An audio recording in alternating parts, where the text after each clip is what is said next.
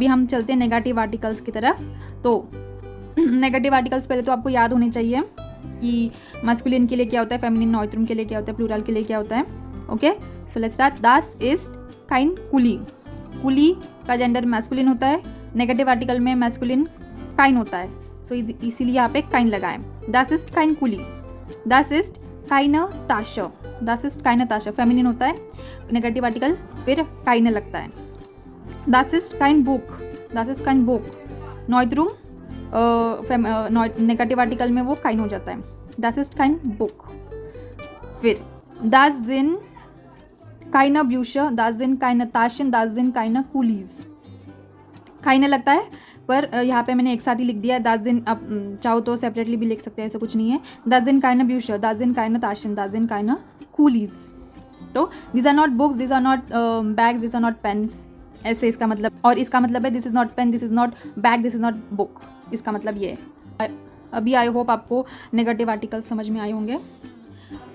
तो अगर आपको याद होगा तो कॉन्जुगेशन की क्लास में हमने प्रोनोमेन नोमेन को प्रोनोमेन से रिप्लेस किया था, अगर आपको याद होगा तो ये अभी हम डिटेल में सीखते हैं। यहाँ पे मैंने जेंडर्स लिखे, मैस्कुलिन, फेमिनिन, नॉइट्रुम, प्लूरल, बेस्ट इंप्ट आर्टिकल प्लस नोमेन। तो ये बेस्ट इंप्ट आर्टिकल और ये नाउन, मतलब आर्टिकल्स मतलब नाउन के साथ उनके आर्टिकल्स मैंने लिखे हुए हैं यहाँ पे, और इनको अभी हम पर्सनल प्रोनोमेन से रिप्लेस करेंगे। तो देर कुली बन गया एर। तो अगर देखिए यहाँ पे हमने लिखा है देर कुलीस नॉय, अगर हमको देर कुली बार बार लगाना नहीं होगा तो हम पर्सनल प्रोनोमेन एर यहाँ पे लगा सकते हैं। एर इज नॉय, नॉर्मली एर का मतलब ही होता है, पर यहाँ पे इट हो जाएगा, पर उससे उसका जेंडर नहीं चेंज होगा, वो जेंडर मैस्कुलिन ही रहेगा, बस जर्मन में वो इट हो जाएगा, बस एर लगेगा। एर का मतलब ही भी होता है, इट भी होता है, इतना ध्यान में रखना है। तो एर इज नॉय, एर इज नॉय मतलब हम ये नहीं बोलेंगे कि ही इज़ न्यू, रॉन्ग हो जाएगा। ये ही इज़ न्यू वाला न्यू नहीं है, it is new, that pen is new, it is new, ऐसे हम बोलते हैं ना, the pen is new, it is new, वो वाला इट हो जाएगा, ठीक है। पर अंदर से वो मैस्कुलिन ही रहेगा, जेंडर आपको याद रखना है सिर्फ, और कुछ नहीं। फिर दी ताश के लिए हम छोटा वाला जी यूज़ करते, पर जब भी हम सेंटेंस शुरू करते तभी हम वो जी बड़ा लिखते, तो कंफ्यूज तभी मत होना, ठीक है। तो दी ताश के लिए, फेमिनिन के लिए हम जी छोटा वाला यूज़ करते हैं, बट क्योंकि बिगिनिंग ऑफ द सेंटेंस हम बड़ा लिखते हैं। जी इज शोन, जी इज शोन मतलब अभी यहाँ पे दी ताशा बार बार हम नहीं बोल सकते, तो हम यहाँ पे जी लगाते हैं, ठीक है। जी इज शोन मतलब इसका मतलब ये नहीं होगा कि शी इज़ ब्यूटीफुल, नहीं, it is beautiful, that bag is beautiful ना, इट इज़ ब्यूटीफुल, वो एक थिंग है, ठीक है। शी इज़ ब्यूटीफुल वाला शी नहीं होगा इधर, ओके, इतना ध्यान में रखना है। It is beautiful. फिर यहाँ पे नेक्स्ट दास बुक, दास बुक को हम एस से रिप्लेस करते हैं, एस, दास को एस से रिप्लेस करते हैं, एस, दास बुक इज लेयर, द बुक इज एम्प्टी, दास बुक इज लेयर, तो यहाँ पे हम लिख सकते हैं एस इज लेयर, एस इज लेयर। तो ट्राई टू यूज पर्सनल प्रोनोमेन as much as possible, okay okay. आपकी जो लेवल है, लैंग्वेज सीखने की जो लेवल है, जो नीवो है, वो बढ़ जाता है इससे। फिर दी, अभी यहाँ पे मैंने दी फ्लैशन लिखा है, आप चाहो तो ब्यूशर लिख सकते हो, ताशन, कूलीज, मैंने यहाँ पे एक एग्जांपल लिया है, कुछ भी लिख सकते हो आप। दी फ्लैशन मतलब बॉटल्स, दी बॉटल्स। अभी प्लूरल को हम रिप्लेस करते हैं जी से, छोटा वाला जी, दे। तो दी ब्यूशर्स इन लेयर, जीज इन लेयर, दे आर एम्प्टी ना, the books are empty.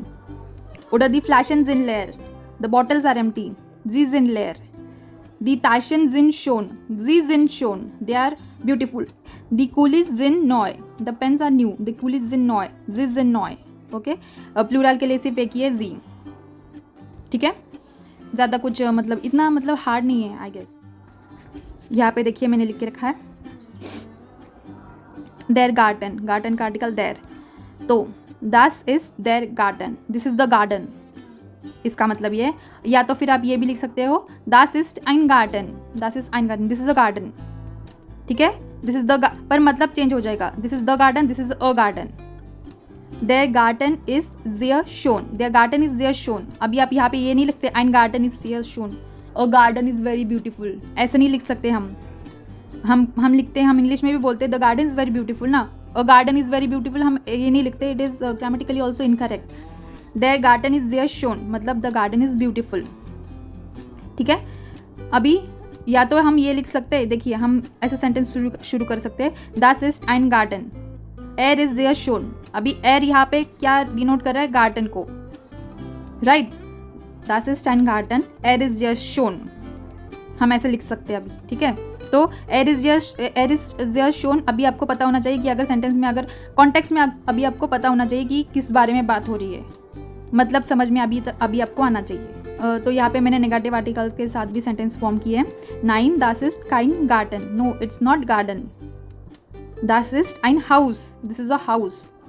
Das Haus is sehr alt, oder S is sehr alt। Das Haus का आर्टिकल das होता है, नॉइद्रुम होता है, इसीलिए S यूज़ किया है, S is sehr alt, ठीक है। अभी आप सिमिलरली ऐसे सेंटेंसेस फॉर्म करो। अभी यहाँ पे हाउस लिखा है, तो अभी आप हाउस नहीं लिख सकते हो, आप वोनुंग के साथ सेंटेंस फॉर्म करो, वोनुंग, NUNG। मैं आर्टिकल भी दे देती हूँ ई, दी वोनुंग, ठीक है। वोनुंग मतलब अपार्टमेंट। तो अभी आप, जैसे मैंने ये सेंटेंसेस फॉर्म किए, वैसे आप अभी वोनुंग के साथ ये सेंटेंसेस फॉर्म करो और मुझे कमेंट करके बताओ, ओके। तो एक बार रिपीट करो मेरे साथ। Das ist der Garten, oder das ist ein Garten, der Garten ist sehr schön, oder er ist sehr schön। Nein, das ist kein Garten, das ist ein Haus, das Haus ist sehr alt, oder es ist sehr alt, okay. तो आप अभी वोनुंग के साथ ऐसे similar, ये पूरा जो किया हुआ है मैंने, जैसे वो वोनुंग और एक मैं दे देती हूँ, शूलो। आज का हाउस ऑफ गापे यही है कि इन नाउन्स के साथ आप सिमिलर सेंटेंसेस बनाओ जो हमने अभी बनाए हैं। आई होप आपको समझ में आया होगा जो मैंने सिखाया है। Go through it once. तो एक क्विक रिवीजन कर लेते हैं। देखिए, नॉमिनेटिव केस जो होता है वो सब्जेक्टिव केस होता है, और सब्जेक्ट पर्सन हो सकता है, जाखा हो सकता है, पेजोन जाखा, प्रोनोमेन नोमेन हो सकते हैं, और एक सेंटेंस नॉमिनेटिव है, यानी वो देखने मतलब आइडेंटिफाई करने के तरीके भी मैंने बताए थे।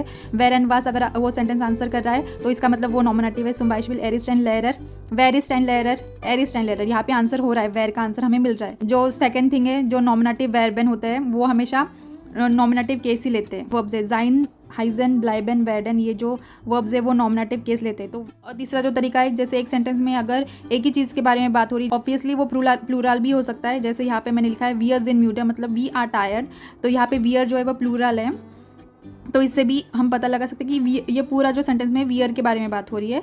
तो if only one thing is describe, one thing और a person is describe in sentence, then it is also a nominative case.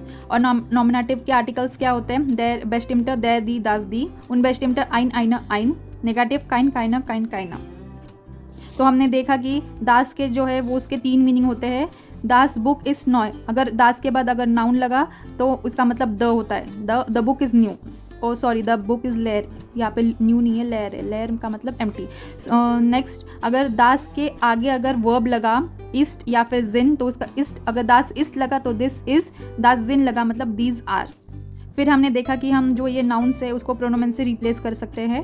जैसे यहाँ पे देर कुली, तो हम एर लिख सकते हैं उसके लिए सीधा सीधा। दी ताशा के लिए हम जी लिख सकते हैं, दास बुक के लिए एस लिख सकते हैं, दी फ्लैशन के लिए जी लिख सकते हैं। बस आपको ये जो नाउन्स है उनका आर्टिकल, जेंडर आपको पता होना चाहिए, तभी जाके आप पर्सनल प्रोनोमेन से इसे रिप्लेस कर पाओगे। और लास्ट में हमने एक एग्जाम्पल किया, गार्डन को लेके मैंने सेंटेंसेस बनाए थे। आई होप आपको समझ में आया होगा। एक क्विक रिकैप दे दिया मैंने। And this is it for today. Make sure to like, share, subscribe to my channel, and we are in the next video. Bis zum nächsten Mal. Bis bald.